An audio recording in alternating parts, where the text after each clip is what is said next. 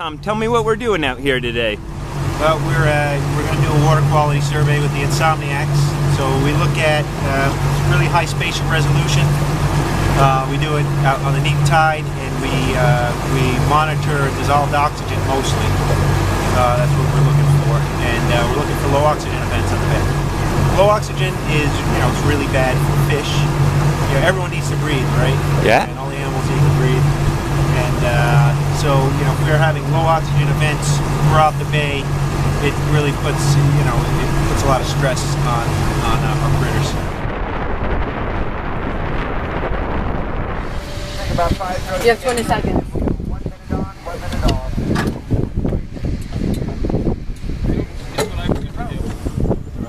What's the depth here? The depth is 3.7 meters. So this sonde measures dissolved oxygen, temperature, salinity, chlorophyll, and turbidity. So what we try to do is pull it up a little bit before we go down, and then we go one. In each of these, there's a black mark on the line. We used to actually lower it down with that yellow line, but 3 meters. Bottom. Whoa. Bottom deal, 0.89. Bottom deal is what? 0.89. So tell me what you're looking at here. 2 meters. So I'm just looking at how the DO is changing as he goes down.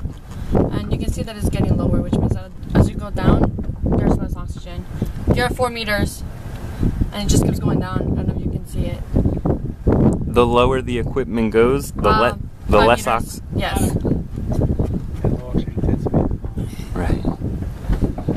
So when I go swimming and it's warm on my chest and my toes are chilly, that's no good. That's a sign that there's stratification. Yeah. And when there's stratification, that means that there's not good mixing, and that low oxygen stays on the bottom rather than getting mixed up with the high oxygen water on the top. In the summertime, you have kind of like a two-layer system. I liken it to good season salad dressing. Yeah. And so you basically have fresh and warm water at the surface and colder and salty water at the bottom. And if you have heavier rains, that accentuates that density difference. Yep. And that causes it difficult to mix the oxygen, which is at the surface, southern down below. When we have spring tides associated with the new moon and the full moon, that helps to kind of like shake up the system, as well as when we have storms come through, it helps to shake things up, it helps to stir it. So recently last weekend, we had a spring tide and high winds, which helped to infuse oxygen down the subsurface. But if we don't have those, right now we have what we call a neap tide, which is a low high and a high low, and so there's not as much of a mixing of the system. Then it keeps that stratification in place, and it allows that subsurface water to continually be drawn down of oxygen as the phytoplankton and the other organic material that's on the bottom decays. Sure.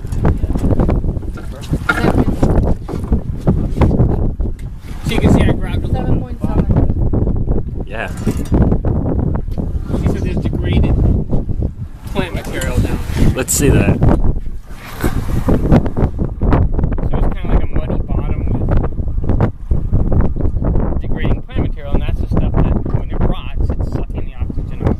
All it'll take is a school of blues that chases a school of pogies into a low oxygen zone. You trap them there for a few hours, and we can see another fish come. Okay.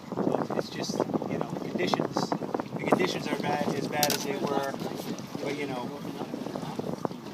we're not seeing that big signal that gets everyone's attention. Right. You're Why good. should we wait for the fish to die? Let's take action.